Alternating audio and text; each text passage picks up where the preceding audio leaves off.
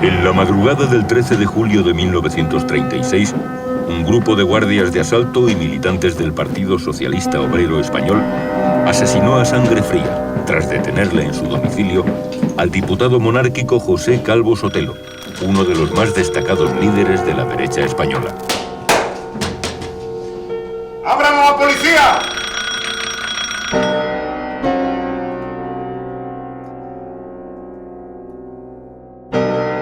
En su entierro y ante la multitud que acompañó el féretro, Antonio Goicoechea pronunció las siguientes palabras.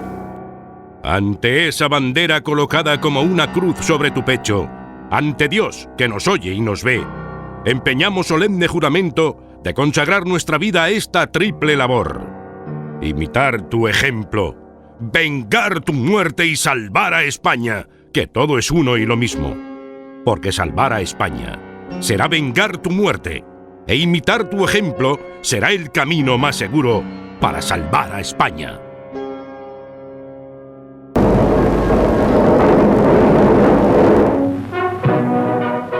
Cuatro días más tarde, comenzaba la Guerra Civil Española.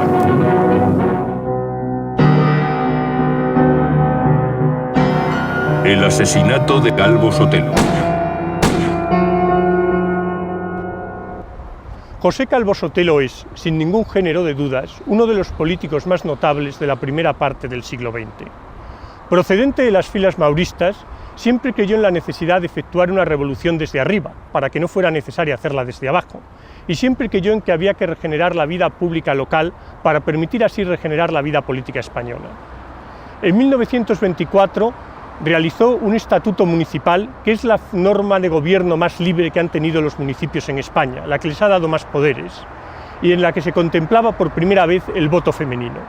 Ministro de Hacienda en la dictadura de Primo de Rivera, fue autor de un intento de reforma fiscal que contemplaba el impuesto progresivo, tal como se contempla hoy en el artículo 31 de la Constitución española. Asimismo, trató de que tributaran los privilegiados conforme a sus bienes, y eso dio lugar a la revuelta de los privilegiados que estuvo a punto de acabar con la monarquía. No obstante, todas estas facetas de su vida pública están hoy olvidadas ante el hecho de que José Calvo Sotelo fuera el jefe de la minoría monárquica en las Cortes de 1936 y que el 13 de julio del mismo año fuera sacado de su domicilio y asesinado por miembros de la Guardia de Asalto y militantes del Partido Socialista Obrero Español. Nombrado ministro de Hacienda en diciembre de 1925, con tan solo 32 años, su política se orientó de inmediato a combatir el fraude fiscal y a intentar conseguir que tributaran más quienes más tenían. El resultado fue una descomunal revuelta de los privilegiados contra el denominado ministro bolchevique, revuelta que estuvo a punto de dar al traste con la dictadura e incluso con la monarquía.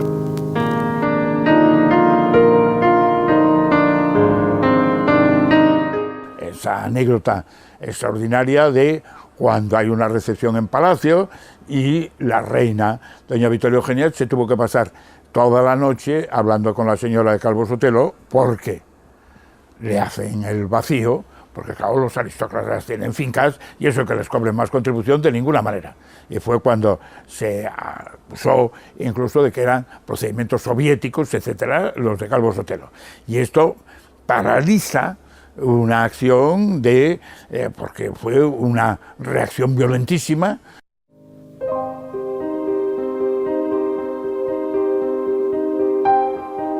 La necesaria marcha atrás no impidió que otras disposiciones menos espectaculares aumentaran tanto la recaudación como la presión fiscal sobre los sectores más favorecidos de la sociedad. Años después, cuando publicó Mis servicios al Estado, Calvo Sotelo no ocultó sus temores de que el egoísmo de las clases conservadoras españolas pudiera llevar a un baño de sangre.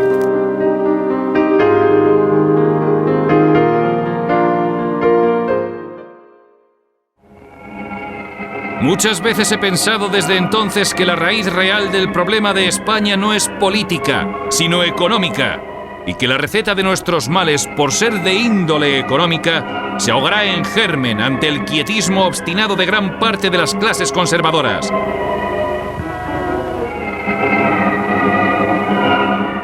La incomprensión egoísta de multitud de ciudadanos pudientes puede depararnos días desastrosos, porque las aguas represadas se sueltan en torbellino cuando rompen la esclusa. Calvo Sotelo fue también un incansable impulsor de la banca pública especializada, creándose durante su mandato el Banco Exterior de España y efectuándose una reforma en profundidad del Banco Hipotecario y el Banco de Crédito Industrial. Con anterioridad, había impulsado el nacimiento del Banco de Crédito Local. Otra medida digna de destacar fue la creación del monopolio de petróleos CAMSA, lo que provocó el enfrentamiento del régimen con las grandes compañías petroleras.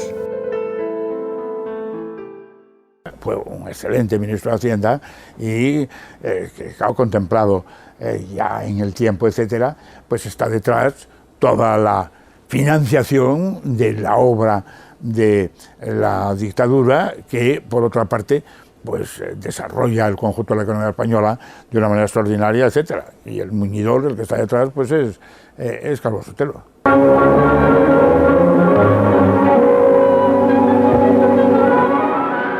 Caída la dictadura en enero de 1930 y fallecido poco después el dictador, José Calvo Sotelo formó parte del grupo de exministros que, fieles a su memoria, crearon la Unión Monárquica Nacional, partido que no sobrevivió a las elecciones municipales del 12 de abril de 1931.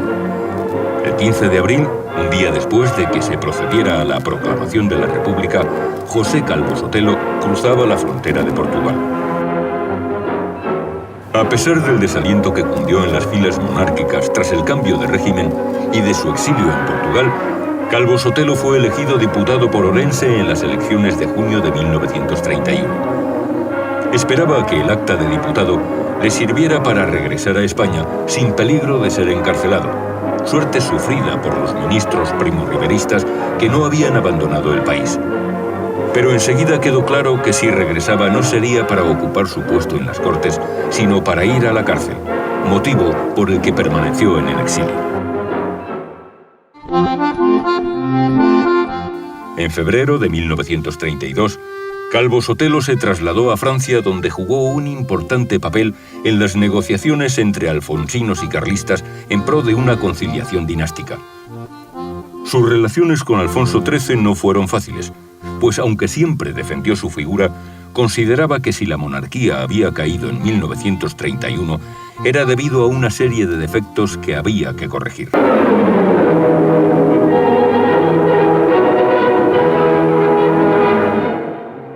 Si algún día cambia España su régimen, nunca será para una restauración, sino para una instauración. La monarquía, aunque retorne, no podría volver a ser en nada, absolutamente en nada, lo que era la que pereció en 1931.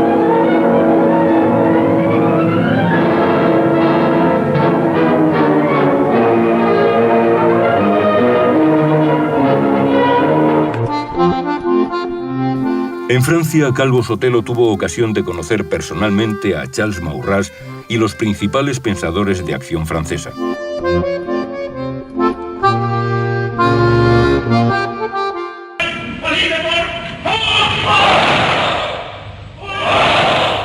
También observó con interés el ascenso al poder de Hitler y las prácticas de gobierno de Mussolini. Aunque es el New Deal de Roosevelt la política que parece concitar sus mayores entusiasmos. En septiembre de 1933, Calvo Sotelo fue elegido miembro del Tribunal de Garantías Constitucionales por los colegios de abogados, pero tampoco en esta ocasión se le permitió regresar a España.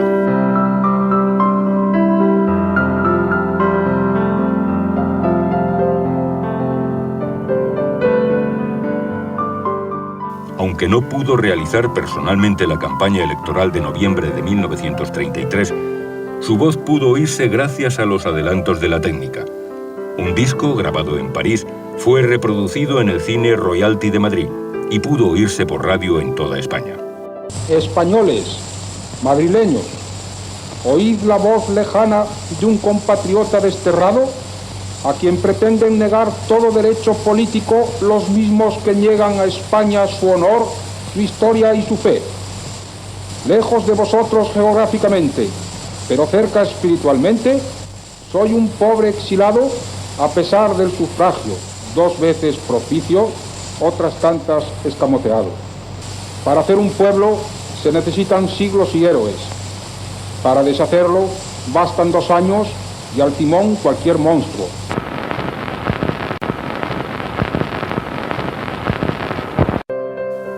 Pese a ser de nuevo elegido diputado en las elecciones de 1933, Calvo Sotelo tardó aún unos meses en volver a España, pues hubo de aguardar a que se concediera una amnistía. Finalmente pudo hacer su entrada en Madrid el 4 de mayo de 1934, dirigiéndose directamente al domicilio de su padre. Al haber permanecido más de 3 años fuera de España, la inserción de Calvo Sotelo en un puesto de primera fila dentro de la vida política española no resultaba fácil, pues como le dijera el diputado monárquico Pedro Sainz Rodríguez, tu situación es la de un cantante eminente que llega a una ciudad donde todos los teatros están alquilados.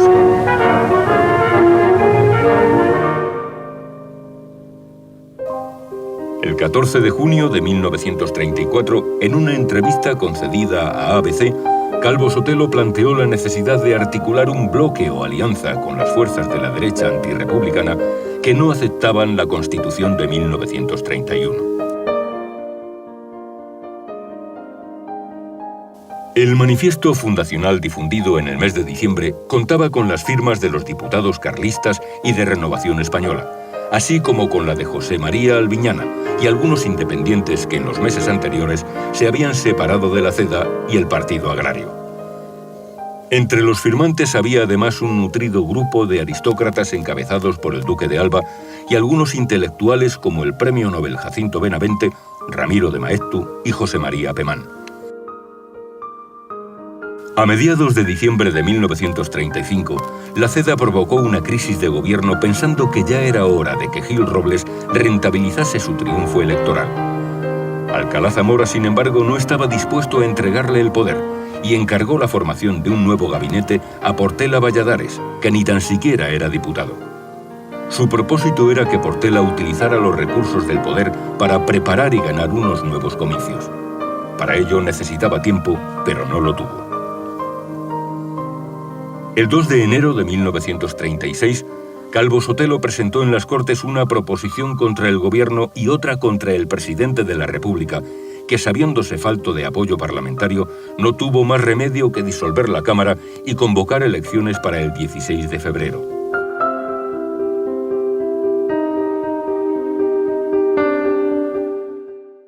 El número de votos fue aproximadamente el mismo. Se discute si hubo unos miles de votos favorables más a la izquierda o a la derecha, pero prácticamente es el mismo número, 4,5 millones. Bueno, sin embargo, entre que la ley electoral estaba mal hecha y daba una prima excesiva al partido minoritario que obtuviera mayor número de votos, eso como una parte. Y por otra parte, los pucherazos terribles que hizo la Comisión de Actas, en la Comisión de Actas que presidió Indalecio Prieto, se le robaron más de 30 escaños a la derecha. Y de pronto aparecieron 30 diputados más que le bastaron a la derecha, a la izquierda, perdón, para obtener no una mayoría simple, que hubiera sido ya, posiblemente hubiera sido auténtica, por pocos votos, pero ganaron las izquierdas. Pero como hubo ese pucherazo tremendo, pues esa mayoría fue no absoluta, sino absolutísima, aplastante. 30 electos de la derecha se quedaron sin acta y se quedaron sin ir al Parlamento. El entonces presidente de la República, Alcalá Zamora, escribió en sus memorias: en la historia parlamentaria de España, no muy escrupulosa, no hay memoria de nada comparable a la Comisión de Actas de 1936.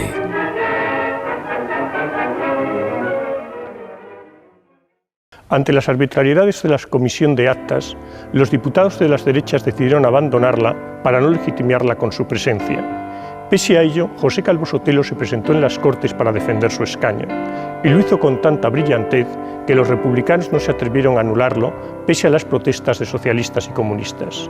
En la madrugada del 3 de abril de 1936, José Calvo Sotelo consiguió su escaño y con ello su pasaporte hacia la muerte. En los meses siguientes, Calvo Sotelo se convirtió en el diputado que dentro de la Cámara denunciaba los desmanes de orden público y pedía al gobierno que pusiera fin a los mismos tal y como era su responsabilidad. Ello le convirtió en el blanco preferido de los ataques de las izquierdas, no solo de la prensa, no solo de los mítines, sino que en este mismo hemiciclo varios diputados del Frente Popular le amenazaron de muerte en varias ocasiones. El deseo de hacerse con el control total de la República llevó a las izquierdas a promover la destitución de Alcalá Zamora, que tuvo lugar el 7 de abril con los votos de los diputados del Frente Popular y la abstención de las derechas. El día 15 de abril de 1936, Azaña compareció ante las Cortes para defender su programa de gobierno. La primera de las réplicas corrió precisamente a cargo de Calvo Sotelo, que realizó un durísimo ataque contra el Ejecutivo por su incapacidad para mantener el orden público.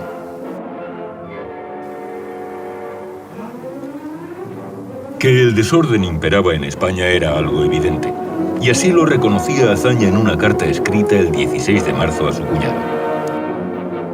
Vamos cuesta abajo por la anarquía persistente de algunas provincias, por la taimada deslealtad de la política socialista en muchas partes, por las brutalidades de unos y otros, por la incapacidad de las autoridades, por los disparates que el Frente Popular está haciendo en casi todos los pueblos, por los despropósitos que empiezan a decir algunos diputados republicanos de la mayoría.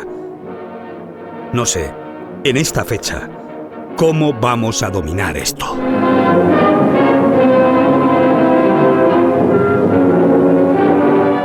Pero a pesar de ser plenamente consciente de la situación, Azaña consideraba que lo primordial era mantener la unidad del Frente Popular. A partir de entonces, Calvo Sotelo se dedicó a dar en sus intervenciones parlamentarias datos estadísticos sobre los asesinatos y demás incidentes políticos que tenían lugar en España. Datos que sirvieron a la prensa de derechas para hacerse eco de la realidad del país, pues la censura que cribaba sus páginas no podía ejercerse sobre las intervenciones de los diputados.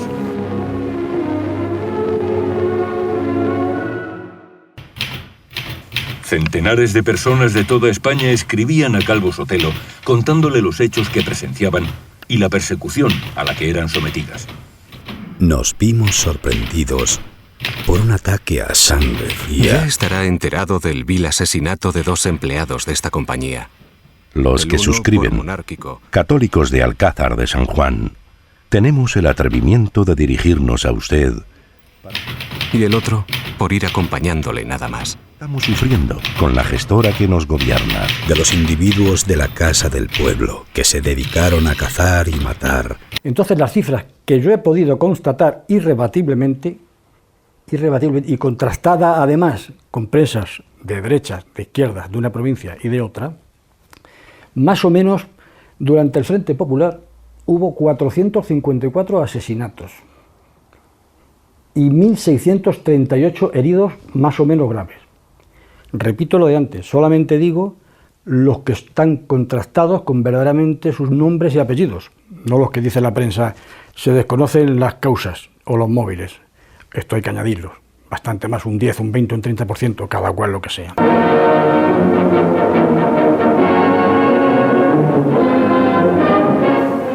El 1 de mayo, en la manifestación celebrada con tal motivo en Madrid, las masas frente populistas arrastraban o exhibían colgadas de horcas las efigies de Calvo Sotelo, Gil Robles y otros jefes derechistas.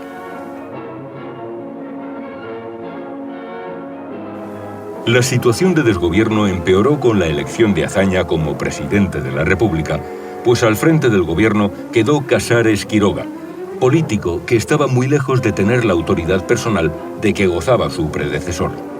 Por si fuera poco, en su discurso de investidura, Casares hizo un alarde de radicalismo y beligerancia izquierdista. El 16 de junio de 1936, tuvo lugar en las Cortes un duro enfrentamiento entre Calvo Sotelo y Casares Quiroga.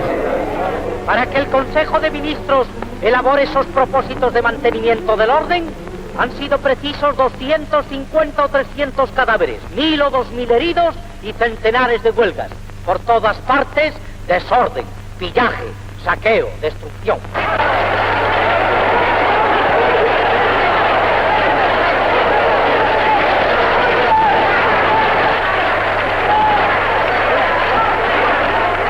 Señor Calvo Sotelo, de cuanto pueda ocurrir que no ocurrirá, haré responsable ante el país a su señoría. Mis espaldas son anchas. Yo acepto con gusto y no desdeño ninguna de las responsabilidades que se puedan derivar de actos que yo realice. Y las responsabilidades ajenas de mi patria y para gloria de España, las acepto también. Pues no faltaba más. Yo digo lo que Santo Domingo de Silos contestó a un rey castellano. Señor, la vida podéis quitarme, pero más no podéis. Y es preferible morir con gloria a vivir con vilipendio.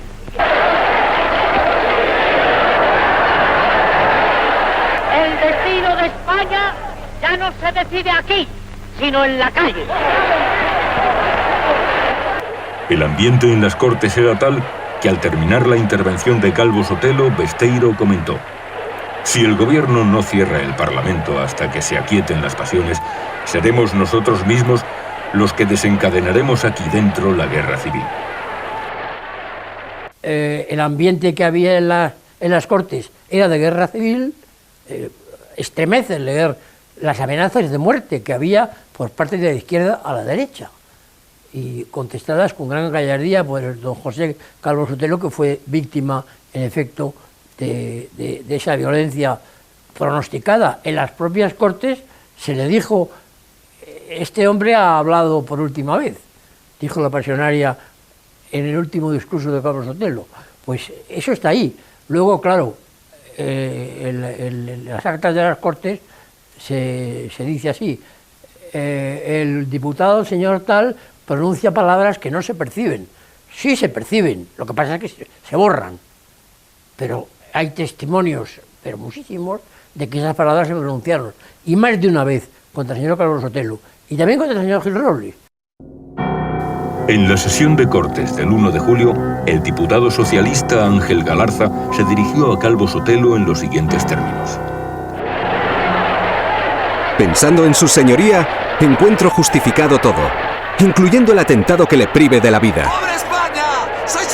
Acto seguido se produjo en la sala un escándalo en el que se dejó oír la voz de la pasionaria gritando: hay que arrastrarlos. Por favor, guarden silencio, señores diputados. Cuando Martínez Barrio intervino para decir que las palabras de Galarza no aparecerían en el diario de sesiones, la respuesta del diputado del PSOE fue la siguiente: esas palabras que en el diario de sesiones no figurarán, el país las conocerá y nos dirá a todos si es legítima o no la violencia. Señores diputados, por favor, guarden silencio. A finales de junio, el director general de Seguridad, Alonso Mayol, ordenó cambiar los 2 policías de escolta de Calvo Sotelo por otros 2 de simpatías frente populistas, que debían espiarle e informar de sus actividades. Las instrucciones les fueron transmitidas por el jefe de personal Lorenzo Aguirre, que días más tarde mantuvo una nueva entrevista con los agentes designados para añadirles que: en caso de ocurrir un atentado contra el señor Calvo Sotelo, si sucedía en sitio céntrico debían simular una protección, pero en realidad abstenerse de ayudar en nada. Y si era en un descampado, no solo no defenderle, sino rematarle o asesinarle, caso de que la agresión fracasara. Nuestra única orden es cumplir las órdenes.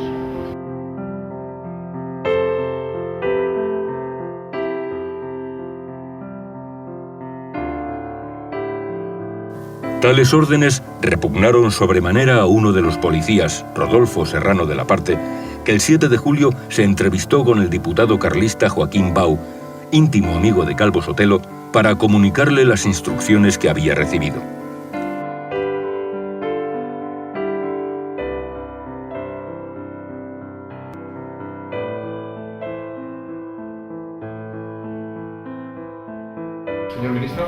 La mañana del día 8, Calvo Sotelo y Bau se entrevistaron con el ministro Molés, que no les hizo excesivo caso, por lo que Calvo Sotelo le hizo responsable de cuanto pudiera ocurrir.